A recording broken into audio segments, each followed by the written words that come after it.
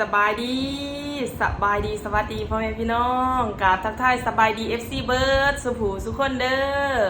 ยินดีตอนรับเขาสู่ส่องน้องตายสาวดาวเก่าเด้อพี่น้อง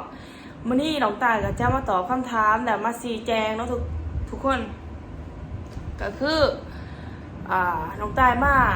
ประเทศไทยเนาะหรือว่ามาเมืองไทยน้องตายก็มายังก็มีหลายคนถามเนาะแต่ว่าพ่ออยู่จังใดพ่อไม่ให้มาทำไมนะพี่น้อง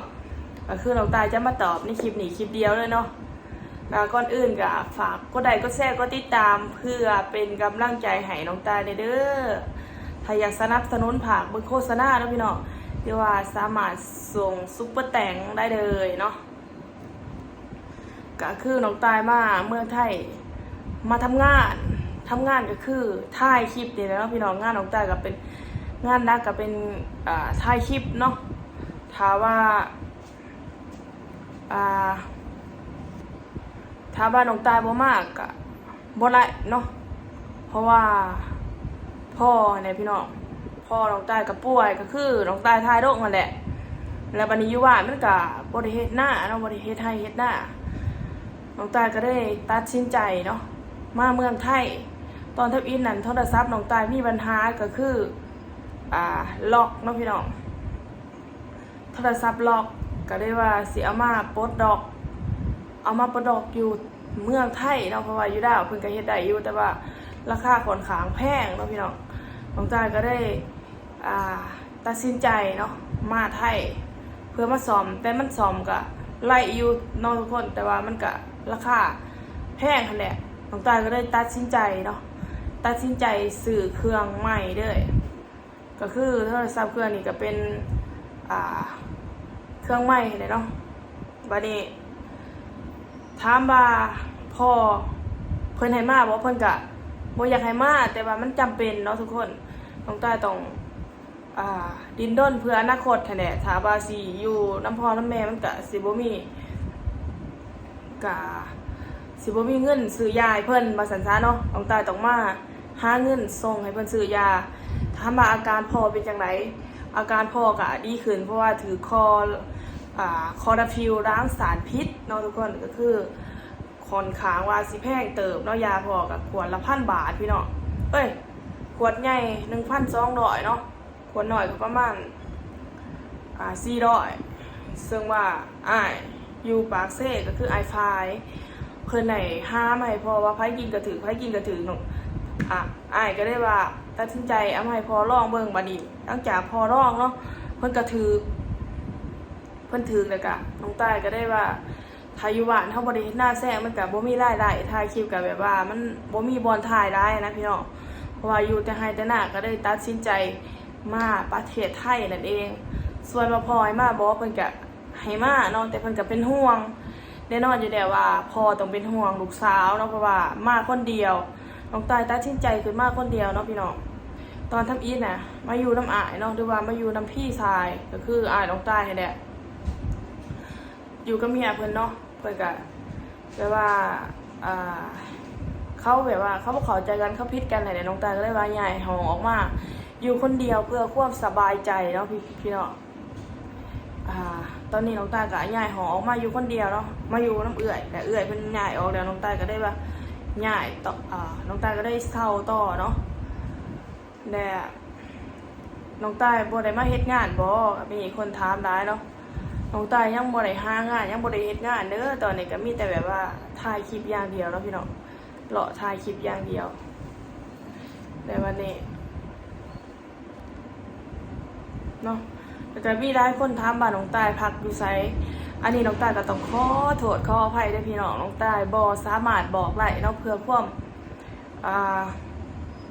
โมเมนต์ว่ายังไงและเพื่อความปลอดภัยของตัวเองเนาะพี่น้องบางคนเขาสั่งเขาอีหยังเขาก็บ่ฮู้เนาะฮู้นะบ่ฮู้ใจขอโทษขออภัยนำหลายๆเด้อที่บอกบ่อยู่บ่ได้เนาะน้องตายก็มีแต่ว่าอยู่เมืองไทยตอนนี้น้องตายก็ถ่ายคลิปก็คือมีอ้ายเนาะเพิ่นคอยซัพพอร์ตอ้าย2คนนั่นแหละเว้าหน่อยเนาะเพิ่นพาไปไสมาไสน้องตายก็บ่จักปานใดพี่น้อง แล้วก็แล้วก็บางอย่างนี่อันนี้นะพี่น้องแล้วก็ถ้ามาน้องใต้อยู่เมืองไทยเป็นจังไรเนาะก็มีความสุขอยู่พี่น้องแต่ว่าเขาก็สิเงาเนี่ยจังหน่อยเพราะว่าออกมาใส่ชีวิตคนเดียวเด้เพื่อหาประสบการณ์เนี่ยก็เพื่ออนาคตเนาะเขามีแต่ว่าฝากทุกคนนั่นแหละเบิ่งคลิปพ่อก็โทรหาบ่ได้เนาะเอาโทรศัพท์มา2เครื่องน้องใต้ก็เฮ็ดโทรศัพท์หายลืมไว้ในตะกร้าหรือว่ากระตารถทั้งหน้าวินเนาะแต่ว่าจำทะเบียนรถบ่ได้น้องใต้ขี่มาแล้วก็จกเอาเงินให้เพิ่นได้เพ้อไปวางโทรศัพท์ไว้กระตารถเพิ่นก็เลยว่าเสียเลยก็จักว่าเป็นเวรเป็นกรรมอีหยังพี่น้องเอ้ยน้องใต้ก็บ่ได้เฮ็ดงานนั่นแหละจักสิเฮ็ดงานอีหยังถ่ายเฮ็ดงานก็คือสิบ่มีเวลาถ่ายคลิปเนาะเพราะว่ามันคืออาชีพหลักเนาะพี่น้อง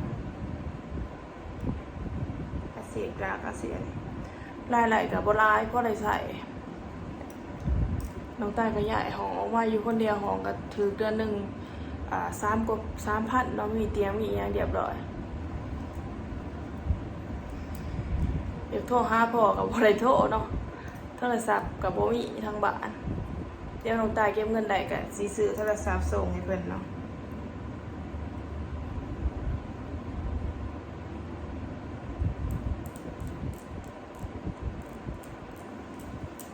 อยู่ห้องก็มีตู้มีอีหยังหลายอย่างถ้าว่าน้องใต้เฮ็ดอีหยังผิดก็ต้องขอโทษขออภัยเด้อพี่น้องเพราะว่าบ่เคยเห็นสิ่งใหม่ๆอีหยังนะก็ได้แบบว่าตื่นเต้นเนาะการใช้ชีวิตก็สะดวกสบายอยู่ยอมรับได้ว่าสะดวกสบายแต่มันก็คิดฮอดพ่อคิดฮอดแม่แต่ก็อดเอาเนาะเพราะว่าเฮาใหญ่แล้วเฮาเป็นเสาหลักของครอบครัวก็ได้ว่าออกมาดิ้นรนเพื่อครอบครัวเนาะพี่น้อง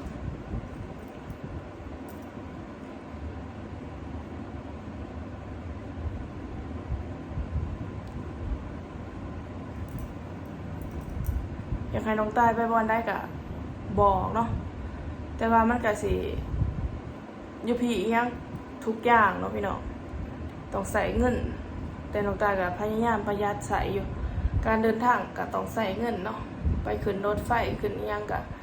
มื้อนึงก็เบิดอยู่3-4 ดอกพุ่นน่ะพี่น้องถ่ายคลิปนี่บ่แม่นว่าสิแบบว่าถ่ายอันนี้ได้เฮาต้องลงทุนเนาะลงทุนขึ้นรถขึ้นตัวนี้ไปตัวนี้ขึ้นตัวนี้ไปตัวนี้ก็ลายบอลไปอยู่กว่าไปถ่ายคลิปก็มื้อประมาณเท่าไหร่วะประมาณ 7-8 โมงเนาะพี่น้องเพื่อได้มากอ่ะ 7-8 โมงเช้าเพื่อได้มากอ่ะ7-8 โมง8-9 โมงแรกเนาะแล้วก็อยู่พี่ก็มีค่าห้องค่าน้ำค่าไฟให้เนาะจักสิอยู่ดอดหอดใจพี่น้องเอ้ยยอดฝากเบิ่งคลิปไปเด้อกะบางเทื่อก็สิไปหางานเฮ็ดน้ำเนาะพอได้แบบว่าเงินกินข้าวได้จักหน่อยนี่ก็สิได้สดเนาะพี่น้อง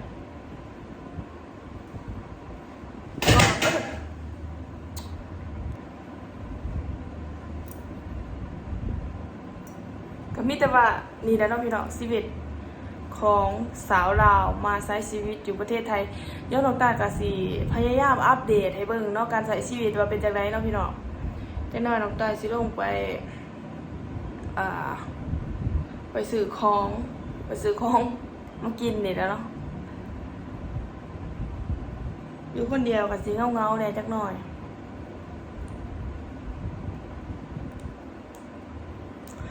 ก็มีแต่ว่าขอบใจขอบคุณเนาะพี่น้องทุกคนที่เขามาเบิ่งคลิปเนาะมันอาจสิบ่มีสาระแต่ก็ต้องขอบใจขอบคุณที่เขามาเบิ่งเนาะมีแต่ว่าพอกันใหม่คลิปหน้าเด้อพี่น้องฝากกดไลค์กดแชร์กดติดตามและฝากเบิ่งโฆษณาให้เด้อสวัสดีจ้าบ๊ายบาย